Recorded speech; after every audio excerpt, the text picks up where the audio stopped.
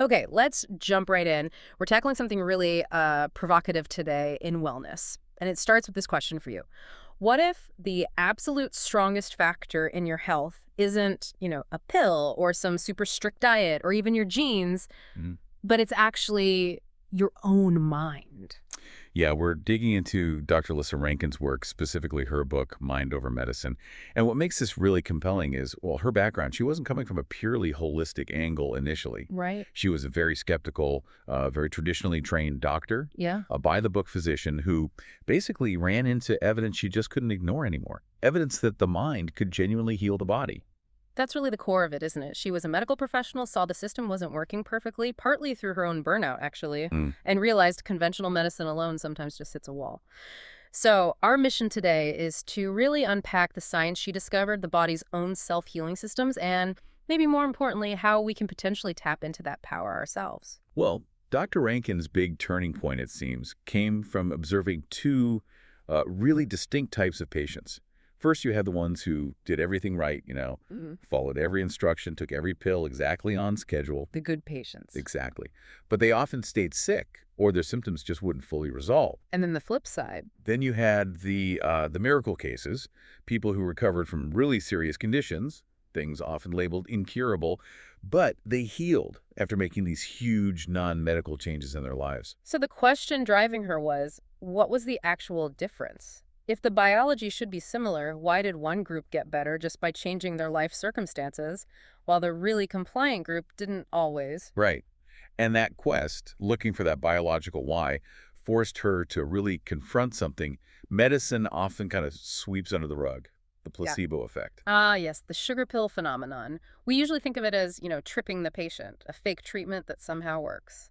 But Dr. Rankin argues, and I think quite powerfully, that calling it a trick just completely misses the significance. The placebo effect isn't about deception. She sees it as solid scientific proof. Proof that a positive belief simply expecting to heal can actively trigger the body's own healing mechanisms. So when you genuinely believe that pill or procedure will work. Your brain actually releases its own chemicals. Its own internal pharmacy starts working, producing substances that reduce pain, lower inflammation, things like that. Okay, let's unpack this. That's pretty amazing. Your mind basically kickstarts the body's repair crew just through belief. But hang on, what about the opposite? The nocebo effect, you're saying? I mean, can a doctor's negative comment, actually make someone sicker? Or even shorten their life?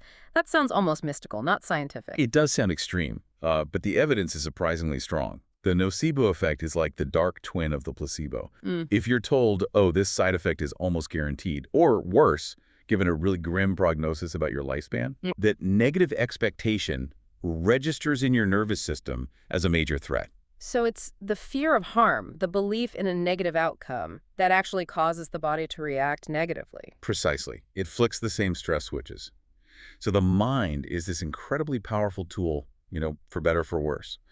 Whether it's generating positive belief that sparks healing or negative belief that fuels decline, the data suggests our thoughts and beliefs are physically manifesting. Okay, so belief is the trigger, but what's the biology? How does a thought and emotion actually, change how your cells work or how your immune system fights? Dr. Rankin boils it down to the nervous system, right, which controls these two main states the body can be in. Yeah, we're basically wired for two fundamental modes. The first one, we all know it, the stress response, fight or flight, triggered when your brain senses danger. Which used to be, a literal lion chasing you. Exactly. Obvious physical threats. But now, it's more likely that angry email, the looming deadline, maybe money worries, a difficult relationship. I swear, sometimes just seeing a certain name pop up in my inbox triggers that feeling. Is that really the same biological reaction as, facing a predator? Well, biologically speaking, Yeah. pretty much, yeah. The perception of threat hits, and boom, your body gets flooded with stress hormones, cortisol, adrenaline. It's fantastic for short-term survival, gets blood to your muscles, sharpens your focus, gets you ready to act. But, and this is the crucial bit Dr. Rankin highlights, to pour all that energy into immediate survival. Mm-hmm. The body basically decides other things aren't essential right now, and it actively shuts them down. Okay, so what gets shut down? What's on that non-essential list when you're stressed? It's basically everything you need for long-term health and maintenance. When that stress response is firing, Your body puts the brakes on natural self-repair mechanisms.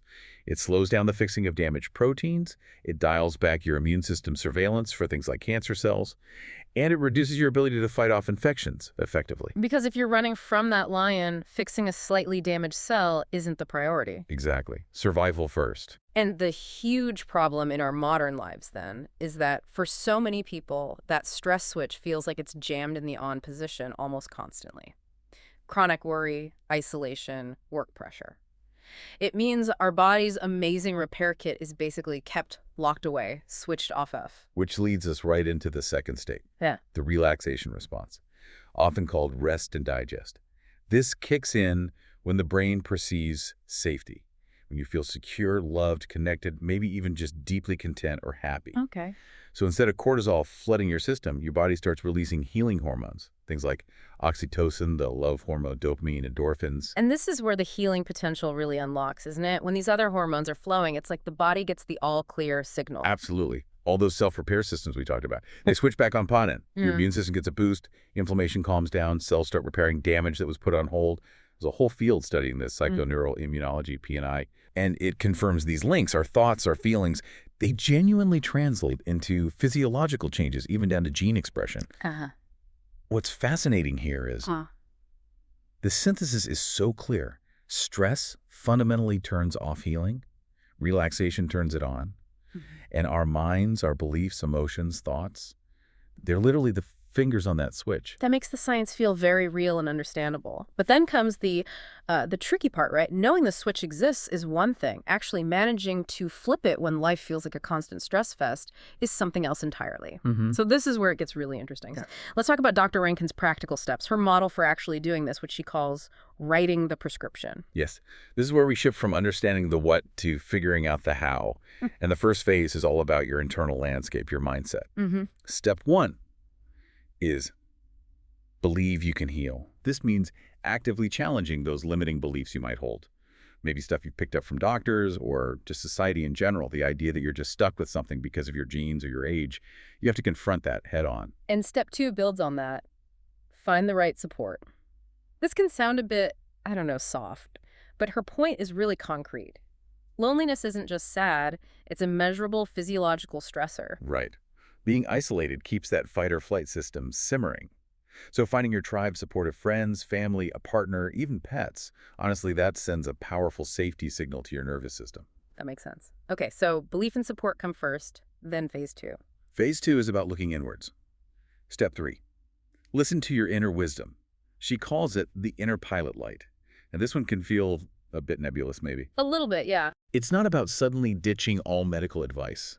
It's more about carving out space, maybe through quiet time, meditation, journaling, whatever works for you, to actually hear your own intuition. What does your body feel like it needs, separate from what you think you should be doing? It's about shifting from being just a passive recipient of care to an active partner in your own health. Then checking in like that leads right into step four, which sounds crucial. Diagnose the root cause. Yes, and this requires some serious, maybe uncomfortable honesty. Looking beyond just the physical symptoms, the headache, the stomach issues, whatever it is, and asking what in my actual life is generating the chronic stress that's keeping my healing system switched off. She gives specific areas to examine, doesn't she? She does. You need to look hard at your relationships. Are they nourishing or draining? Your work and life purpose. Does it align with who you are, or does it feel soul-crushing? Your creativity and spirituality. Have those parts of you been neglected or shut down? And critically, your finances. Is money stress a constant background hum of anxiety? These, she argues, are often the real sources of disease. Wow, okay. That's a lot to consider. Which brings us to phase three, taking action. Step five is write your own prescription. This is the action plan based on that root cause diagnosis. Exactly. And this is where the real courage comes in, because this prescription isn't usually just take this pill. Yeah. It often demands, brave and sometimes radical changes. So not just tweaking things around the edges. Often not. If that job is literally making you sick because it's so stressful and misaligned, the prescription might not be take more breaks. It might genuinely be find a new job. If a relationship is fundamentally toxic and draining, The prescription might involve difficult conversations, setting boundaries, or maybe even ending it. It's about making your external reality match your internal need for safety and well-being. It could also be something like, committing to painting for 30 minutes a day, purely for joy, if that's what your inner pilot light pointed to. It sounds like these changes could feel huge, maybe even impossible at first glance. But her point is, if you don't change the underlying conditions that are forcing your body into survival mode, you can't expect it to fully switch over to healing mode. That's the core argument. And then finally, step 6 is surrender. After you've done the hard work, made the brave changes, taken the action, you have to let go of desperately clinging to a specific outcome or a rigid timeline. Trust the process, basically. Kind of. Trust that you've created the right conditions, and now you need to allow the body's own wisdom to take over. Release the anxiety about exactly how or when the healing will happen. You create the fertile ground. The body knows how to grow. So what does this all mean? Bringing it all together for you, the listener. The central message here seems incredibly powerful and also practical. Dr. Rankin isn't suggesting you ignore your doctors or throw away necessary medications. Well, not at all. She's arguing that standard medical care, while often vital, is fundamentally incomplete if your day-to-day life is constantly signaling danger to your nervous system. Right. The evidence really points to this. Your body isn't just a machine that breaks down randomly. It's this incredibly intelligent, self-regulating organism with a profound capacity to heal itself. But, and this is the big but, you have to provide the right environment for it to do that. An environment of safety, connection, purpose, and, well, peace. Which really leaves us with a couple of deep questions to reflect on after this deep dive, doesn't it? Building on everything we've just discussed, maybe take a moment, seriously, and ask yourself. First, what's one specific thing, just one in your life right now? Maybe a relationship, a job situation, a persistent fear that you suspect is keeping your stress response kind of stuck in the on position. And then the second question follows naturally. Once you've identified that, what's one single non-medical prescription? One action, maybe even a small one to start, that you could write for yourself, starting today, to begin flipping that switch back towards relaxation and healing, the potential to shift your environment, and by extension, your biology. It really does seem to be within your grasp.